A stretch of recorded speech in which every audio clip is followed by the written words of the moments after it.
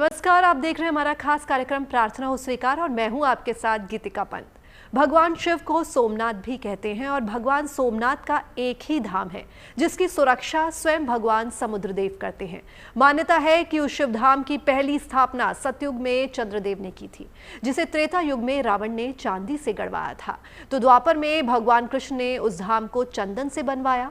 कहते हैं कि इस धाम में जो भी पूरी श्रद्धा के साथ भगवान शिव को प्रसन्न करता है, शिव उसके जीवन के सारे संकट दूर कर देते हैं। ब्रह्मांड के कण कण में शंकर का वास माना गया है। शिव अनादि हैं, आदि हैं, मध्य हैं और अनंत भी।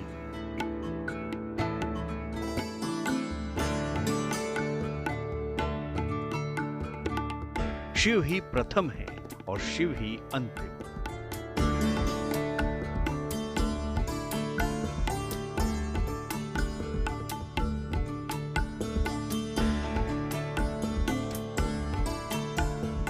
शिव से ही धर्म, अर्थ, काम और मोक्ष है।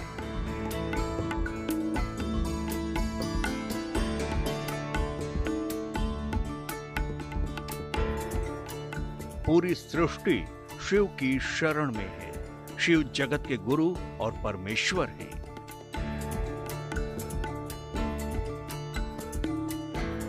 शिव के 12 ज्योतिर्लिंग की महिमा तो आप जानते ही हैं।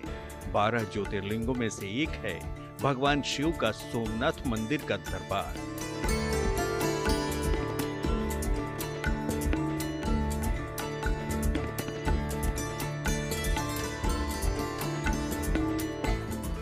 जो स्थापित है अरब सागर की सीमा पर स्थित गिर सोमनाथ जिले में।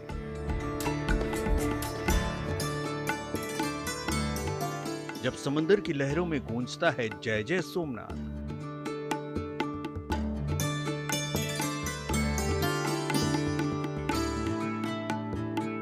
जहां घंटों की ध्वनि भी जपती है ओम नमः शिवाय।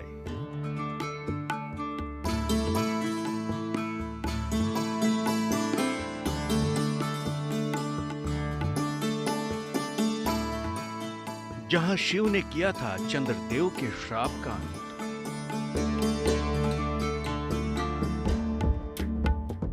जो धाम सतयुग में बना था चंद्रदेव की तपोस्थली।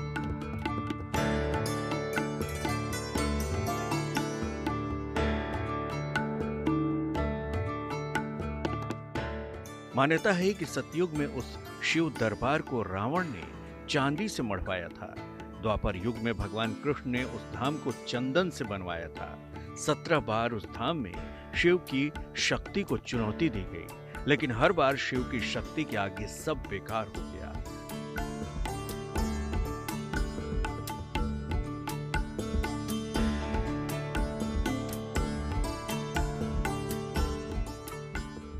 वक्त सतयुग का हो या त्रेता युग का, द्वापर का हो या फिर कलयुग का, भगवान सोमनाथ आशुतोष के इस धाम का जिक्र हर काल में मिलता है।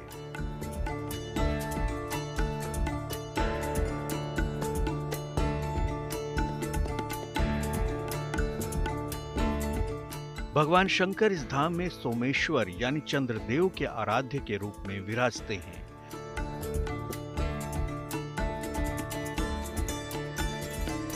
सोमनाथ मंदिर की महिमा बहुत है, गरिमा बहुत है। जो 12 ज्योतिर्लिंग है उसमें सोमनाथ महादेव का ज्योतिर्लिंग प्रथम ज्योतिर्लिंग गिना जाता है और भगवान चंद्रदेव ने इधर आके तप किया था, इसीलिए उनका नाम सोमनाथ रखा और बहुत ही गरिमा है। देश विदेश से लोग आते हैं, अपनी मन्नतें मांगते हैं। भारत का इतिहास किसी भी युग का लिखा जाए, भगवान शंकर के सोमनाथ का जिक्र किए बिना नहीं लिखा जा सकता। मंदिर के चारों तरफ दूर दूर तक जय सोमनाथ का जय घोष गूंजता रहता है।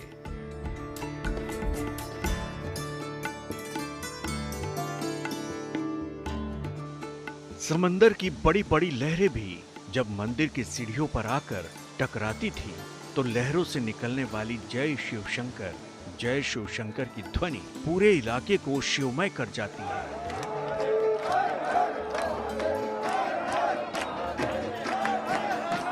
जो ग्रीनी रेखा निकलती है, विषुववृत्त रेखा, उनके पर उनकी स्थापना है भारत के, तो उनकी और खासियत है। और जो भगवान चंद्रमा ने सोमनाथ महादेव का तप करके यहाँ शिव जी की स्थापना की, और बाद में जो हरिहर मिलन होता है, कृष्णचंद्र परमात्मा ने भी यही क्षेत्र पसंद किया अपने भौतिक देह का त्याग के लिए, स्वर्गारोहण के लिए, इसीलिए बहुत महिमा है उनकी। मंदिर के सोने के चमकते हुए घंटों से निकलने वाली ओम नमः शिवाय की ध्वनि से मंदिर का वातावरण भक्तिपूर्ण हो जाता था। कहते हैं कभी भगवान सोमनाथ के इस दरबार का विशाल सोने का घंटा ही करीब 200 मन सोने से बना था।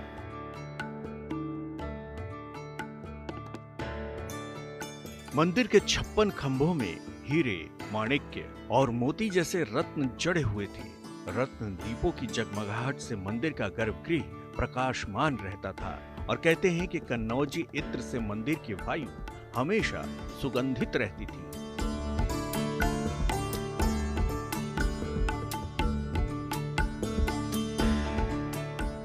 शिवलिंग के पूजन और अभिषेक के लिए पुष्प कश्मीर से और पूजन सामग्री हरिद्वार, प्रयाग, काशी से प्रतिदिन लाई जाती थी।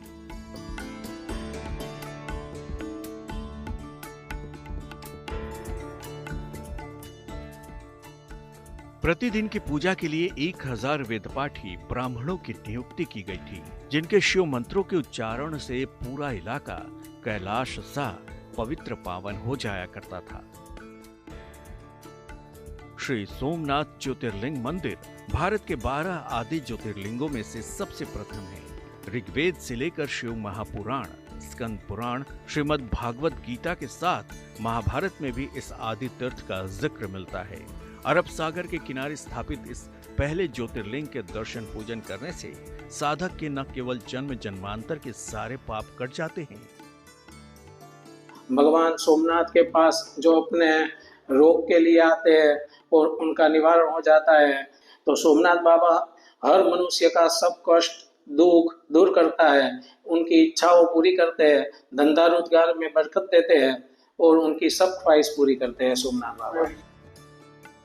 बल्कि साधक भगवान शिव और माता पार्वती की अक्षय कृपा का पात्र बन जाता है। उसके मोक्ष मुक्ति के रास्ते अपने आप ही खुल जाते हैं, जिसके बाद साधक शिव धाम में अपना स्थान पा लेता है। आगे हम आपको वो कथा भी बताएंगे कि आखिर वो कौन सा श्राप था जो चंद्रदेव को लगा था।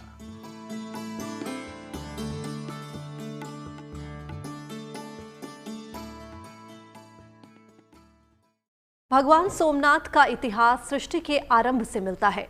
ऋग्वेद में सोमनाथ को चंद्रदेव का स्वामी बताया गया है। कहते हैं कि द्वापर युग में शिव की शरण में ही भगवान कृष्ण ने अपनी लीला का अंत किया था। स्कंद पुराण के प्रभास खंड में जिक्र मिलता है कि पहली बार इस धाम में भगवान शिव के ज्योतिर्लिंग को प्राण प्रतिष्ठित किया गया था, जिसे 12 ज्योतिर्लिंगों में से पहला ज्योतिर्लिंग माना गया।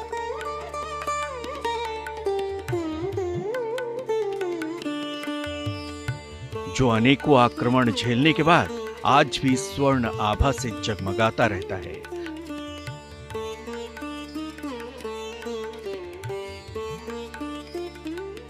दस धाम की गाथा पुराणों में दर्ज है। शिव महापुराण में सभी ज्योतिर्लिंगों के बारे में बताया गया है, लेकिन सोमनाथ के ज्योतिर्लिंग की मान्यता है कि इस शिवलिंग की स्थापना खुद चंद्रदेव ने की थी। चंद्रदेव ने सोमनाथ के शिवलिंग की स्थापना क्यों की और कैसे की, इसकी कथा भी बड़ी रोचक है और जिस कथा से जुड़ा है चंद्रदेव को मिला श्राप और उसका निवारण। सोमनाथ मंदिर में पौराणिक कथा, दक्ष प्रजापति की 27 कन्या के साथ ब्याह किया था भगवान चंद्रमा ने। रोहिणी नाम की कन्या को बहुत प्यार करते थे, 26 का अनादर करते थे। तो 26 ने अपने पिता दक्ष प्रजापति के पास जाके फरियाद किया, तो दक्ष प्रजापति ने उनको क्षय होने का शाप दिया। तो भगवान चंद्रमा दिन प्रतिदिन क्षय होता जा रहा था, उनका तेज होता जा रहा था। तो भगवान चंद्रमा ने ये प्रभास क्षेत्र में अभी जो बड़ा मंदिर है उसी जगह आके बैठ के शिव जी की तपस्या की और महामृत्युंजय जाप की आराधना की और बाद में भगवान ने ज्योति रूप से यहाँ वहां प्रकट होके उनको दर्शन दिया।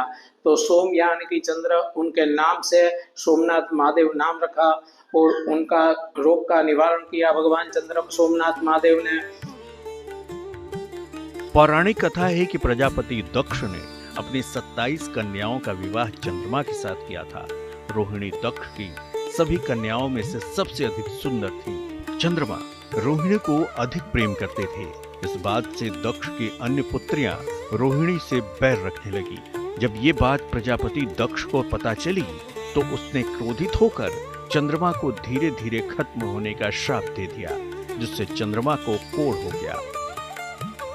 इस श्राप से मुक्ति पाने के लिए भगवान ब्रह्मा ने चंद्रमा को प्रभास क्षेत्र जहां पर सोमनाथ का मंदिर है वहां भगवान शिव की तपस्या करने को कहा। चंद्रमा ने सोमनाथ में शिवलिंग स्थापना करके उनकी पूजा की। कठोर तपस्या से प्रसन्न होकर भगवान शिव ने चंद्रमा को शाप से मुक्त कर दिया और अमरत्व का वरदान दिया। कथा है कि शाप से मुक्ति मिलने के बाद चंद्रमा ने भगवान शिव को माता पार्वती के साथ सोमनाथ में ही रहने की प्रार्थना की। तब से भगवान शिव सोमनाथ में ज्योतिर्लिंग के रूप में निवास करते हैं। मान्यता है कि चंद्रदेव ने यहाँ शिवलिंग स्थापना की थी, इसलिए इनका नाम सोमनाथ पड़ा।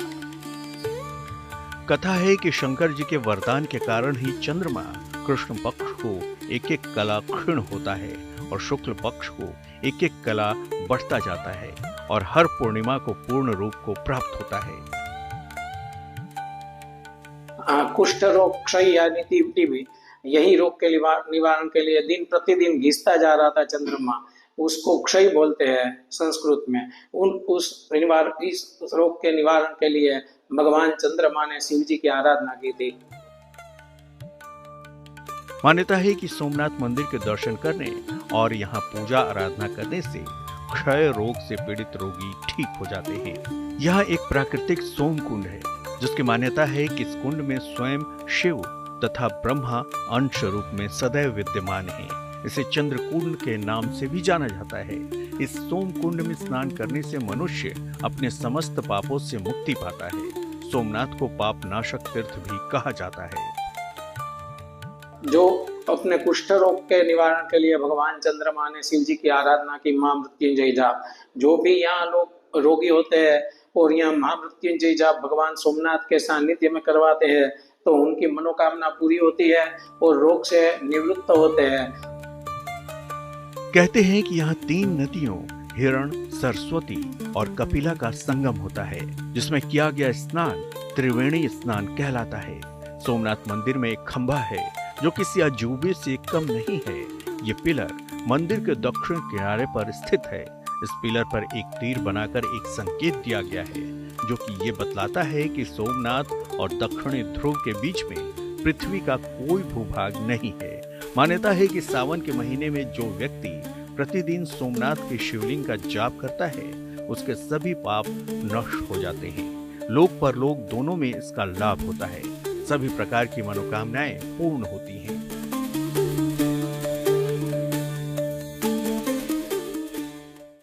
गुजरात के वेरावल बंदरगाह के पास प्रभास पाटन में स्थित सोमनाथ जी भारत के 12 ज्योतिर्लिंगों में से सबसे पहला ज्योतिर्लिंग माना जाता है। ये मंदिर काफी प्राचीन है और इस मंदिर पर कई बार आक्रमण किया गया, लेकिन मंदिर का वैभव आज भी बरकरार है।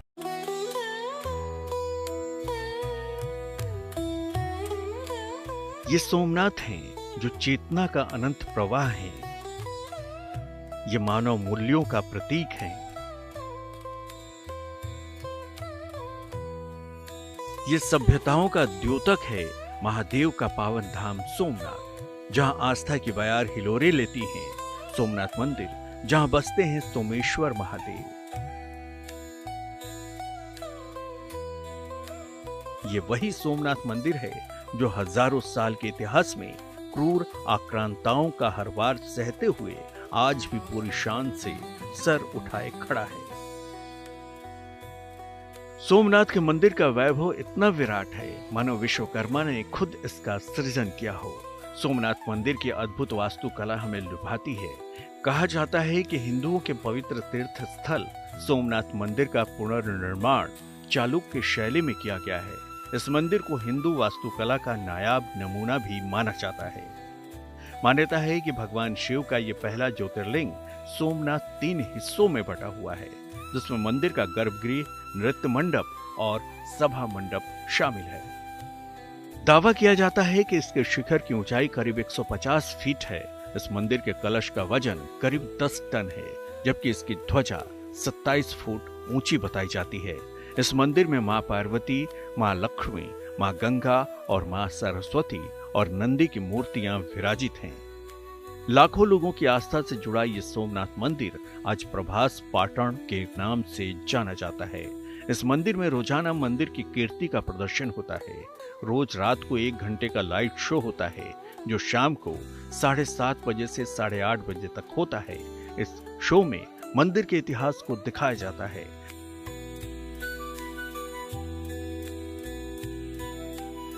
मंदिर में 3 बार आरती होती है एवं पर्यटकों के लिए मंदिर सुबह 6 बजे से रात 9 बजे तक खुला रहता है। सोमनाथ मंदिर की वास्तुकला सभी को आकर्षित करती है। इन्हें देखने के लिए लाखों लोग हर रोज यहाँ आते हैं। मंदिर परिसर में ही सोमनाथ प्रदर्शनी केंद्र भी बनाया गया है। सोमनाथ ट्रस्ट ने मंदिर का जीर्णोद्धार करवाने वाली रानी अहिल्याबाई के नाम पर बने प्राचीन सोमनाथ मंदिर परिसर का भी पुनर्निर्माण करवाया है। आज सोमनाथ मंदिर का स्वरूप पूरी तरह बदल चुका है। इस नए स्वरूप में अब ये भक्तों की श्रद्धा और आस्था का केंद्र होने के साथ साथ गुजरात का एक मुख्य पर्यटन केंद्र भी बन चुका है, जहां भक्ति भाव से भक्त आते हैं और शिव की साधना में लीन हो खुद को धन्य समझते हैं। Bureau report, good news today. प्रार्थना हो स्वीकार में आज के लिए बस इतना ही। कल फिर मिलेंगे और चलेंगे किसी नए धाम के सफर पर। तब तक के लिए आप मुझे दीजिए इजाजत और देखते रहिए गुड न्यूज टुडे। नमस्कार।